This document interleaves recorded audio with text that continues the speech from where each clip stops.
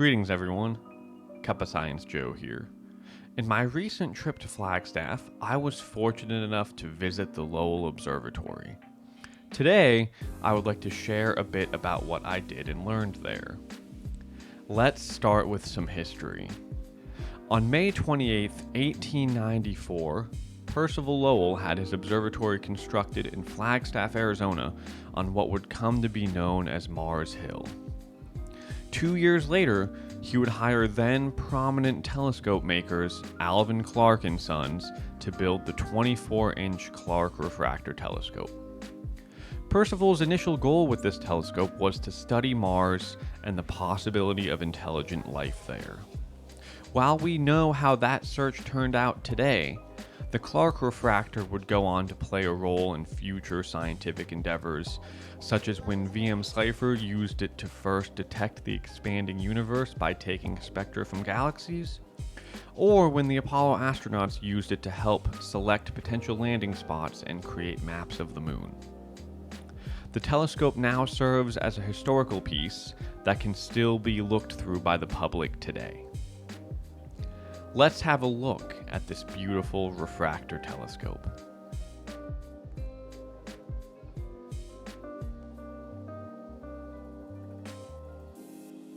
Your love's what I need. Your love is what I need.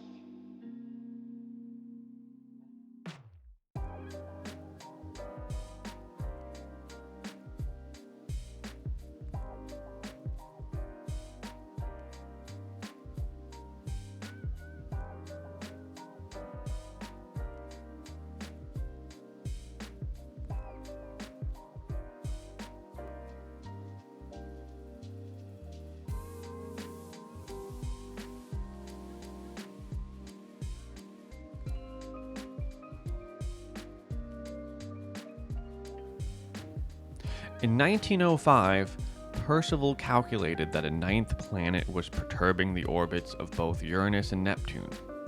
This was similar to the discovery of Neptune, leading Percival to believe that another planet could be discovered in the same way. Sadly, though, in 1916, he died at age 61 without having broken any ground on finding Pluto. However, the observatory's story does not end there. In 1930, Clyde Tombaugh used the 13-inch Lawrence astrograph to discover Pluto.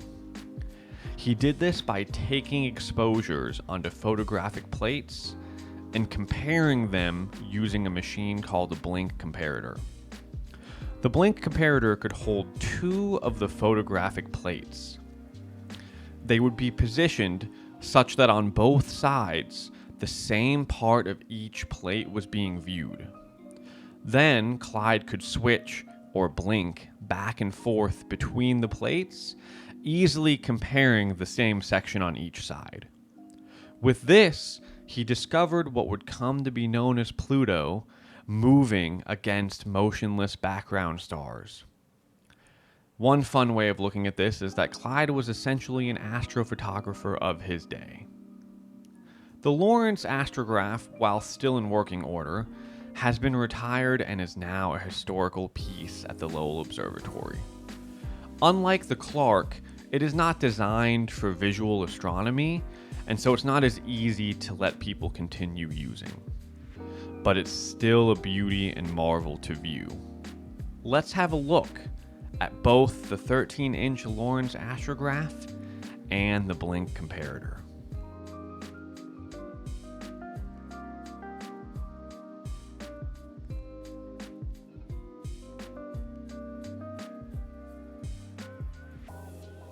Your love's what I need.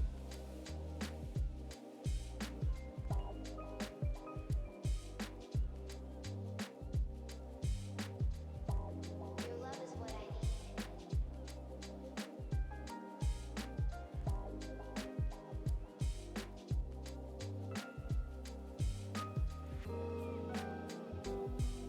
I hope you enjoyed this video, and I implore you to step outside tonight and look towards the stars.